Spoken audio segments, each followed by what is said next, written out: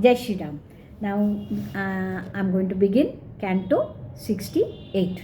Reaching Ayodhya, the counselors of Janak tell Dashrath how Sri Ram broke the bow of Lord Shiva in Janak's custody and won the hand of his daughter, and convey to him their master's invitation for the wedding, on which Dashrath makes up his mind in consultation with Vashishta to depart from Mithila at an early date.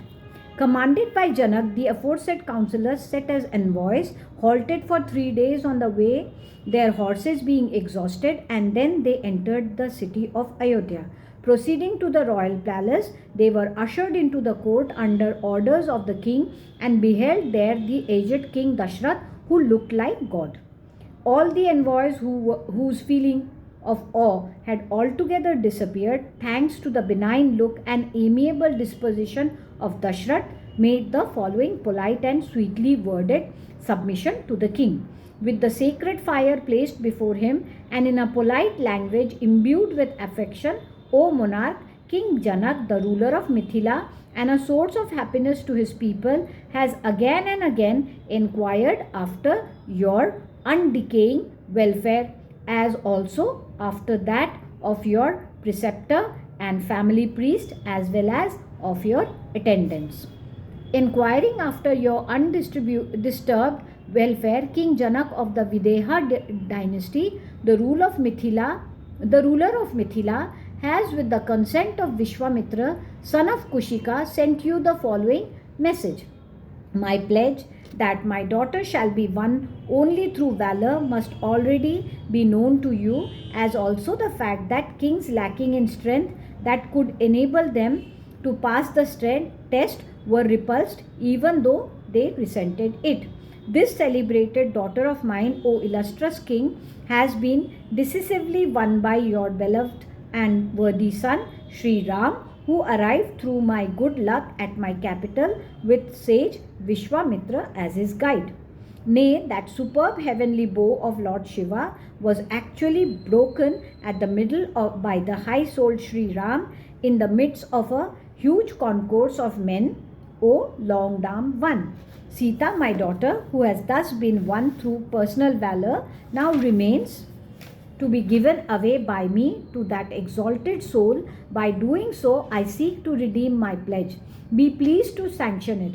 Accompanied by your preceptor and placing the family priest at your head, O great king, come soon and be pleased to behold Sri Ram and Lakshman, the two scions of Raghu. May God bless you.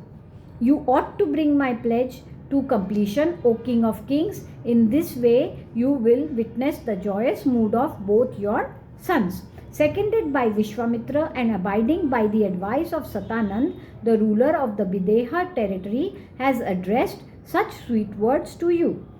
Supremely delighted to hear the aforesaid submission of the envoys of Janak, King Dashrath addressed the sages Vashishta and Vamdev, as well as his counselors, in the following words. Looked after by Vishwamitra, the son of Kushika, Sri Ram, who enhances the joy of Kaushalya by his presence, is sojourning at present in the kingdom of the Videhas along with his brother Lakshman.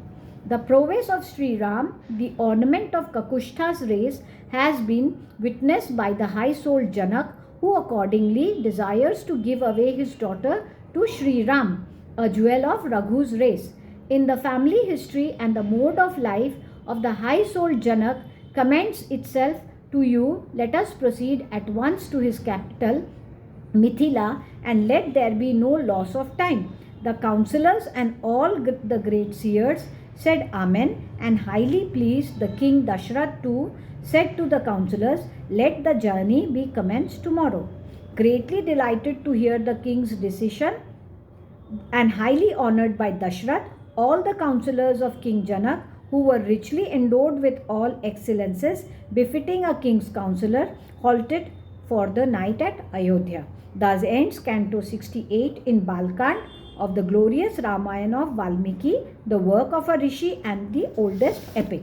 Now let us hear Canto 69. With a large number of followers, Dashrath proceeds to Mithila for the wedding and is received with single honor by Janak, and his people and comfortably lodged. Then, on the night being over, King Dashrath, who was closeted with his preceptor and relations, joyously summoned and addressed Sumantra, his favorite and trusted minister, as follows: taking with them abundant riches and richly provided with various kinds of precious stones and duly protected by armed guards, let all treasury officers proceed ahead today.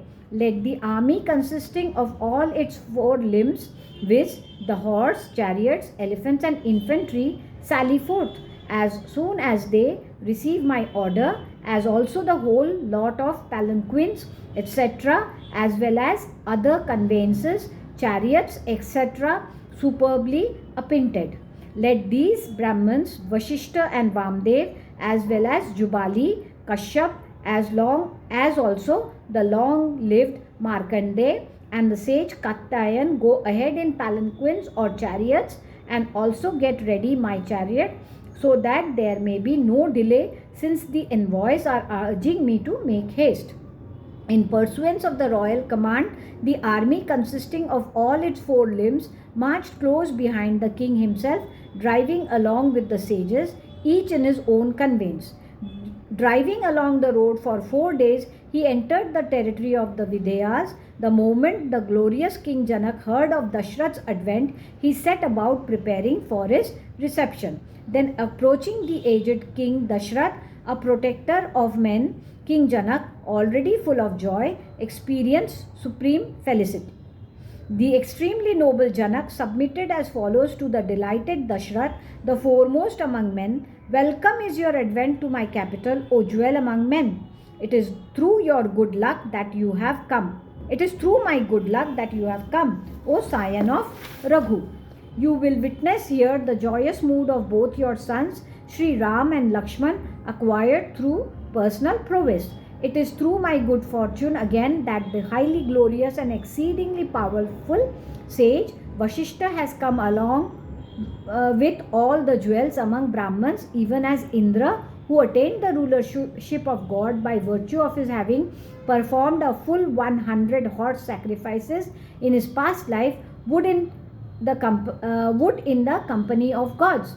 Fortunately enough, all obstacles that stood in the way of Sita's marriage have been thoroughly overcome, and luckily for me, my race has been exalted through matrimonial alliance with the very mighty scions of Raghu, distinguished for their valor. The following morning, at the conclusion of the sacrifice, O ruler of men, you ought to celebrate the wedding with the help of the foremost sages, O jewel among men.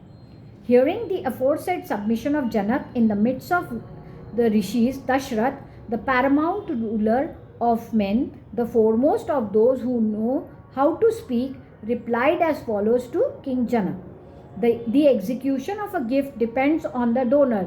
This has been heard by me in the past.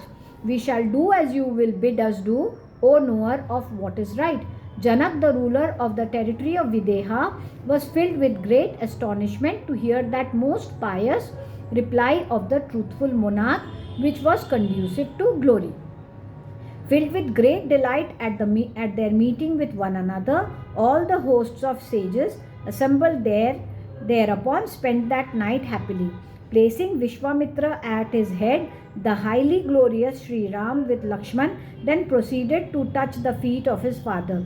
Greatly delighted to behold his two sons, the ornaments of Raghu's race, and honored in every way by Janak, King Dashrath retired for the night full of great joy, having concluded with piety the rites connected with the sacrifice which was being performed by him, as well as those positively conducive to the good of his two daughters, Sita and Urmila, who were now going to be married to Janak. Janak, a knower of the truth, retired for the night, so the tradition goes. Thus ends Canto 69 in the Balakand of the glorious Ramayan of Valmiki, the work of a rishi and the oldest epic. Jai Shri Ram.